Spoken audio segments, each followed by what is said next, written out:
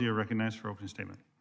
I thank the gentleman. You know, it seems like we've been here before about once every 10 years. We had the Gulf War, we saw the failures of Pan Am and Eastern, and bankruptcy filings, lost a lot of jobs.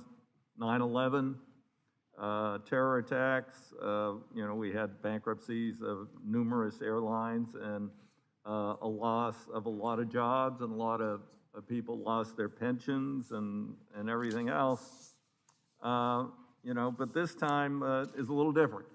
Congress rose to the occasion, and we created what I think is the most successful part of the CARES Act or anything we've done during the pandemic to support working Americans, the payroll support program. Totally scandal-free, unlike the Paycheck Protection Program, where some major chains and others scammed the system, and other problems with that. Not a penny went to the airlines. There were restrictions on executive pay, bonuses, stock buybacks, dividends, and we have saved, in the aggregate, I would say, tens of thousands or up to 100,000 jobs, including contractors and that, and kept people in their homes, kept their health insurance and other benefits.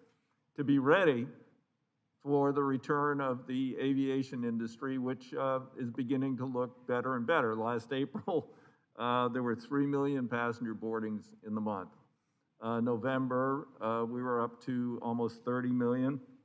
And, I'm hopeful when this current program, which is included in this COVID package pending over in the dysfunctional Senate with stupid rules written by senators who've been dead for 10 years, but a PSP is not challenged under the dead guy rule, so hopefully it will go through as written.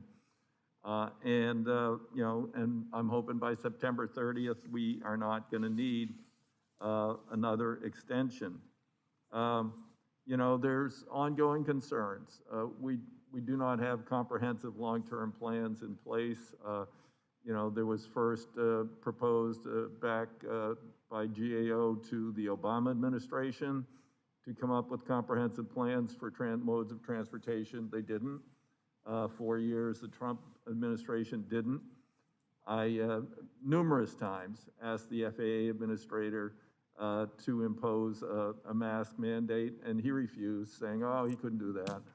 So we left it up to the airlines, who did come through.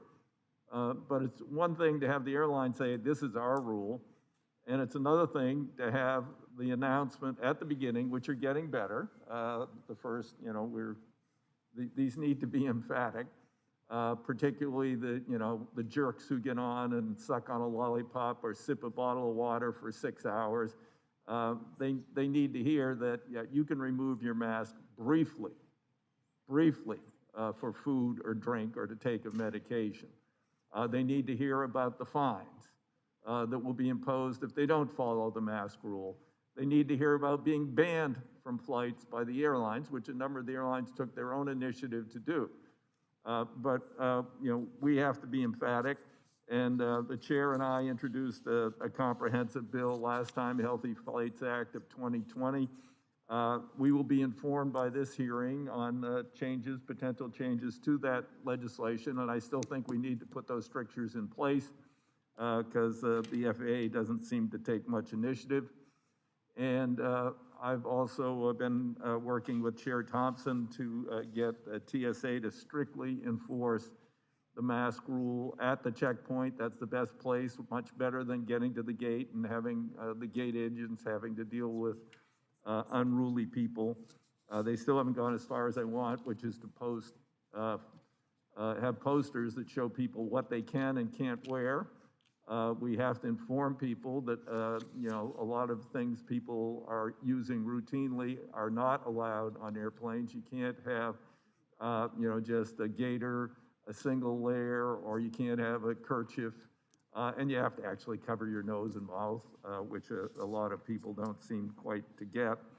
And we don't want to move too quickly as we recover to remove these precautions, and we want to know that long-term we have a strategy to keep people safe when they fly during hopefully, the end of this pandemic and in future pandemics. With that, Mr. Chair, I yield back the balance of my time.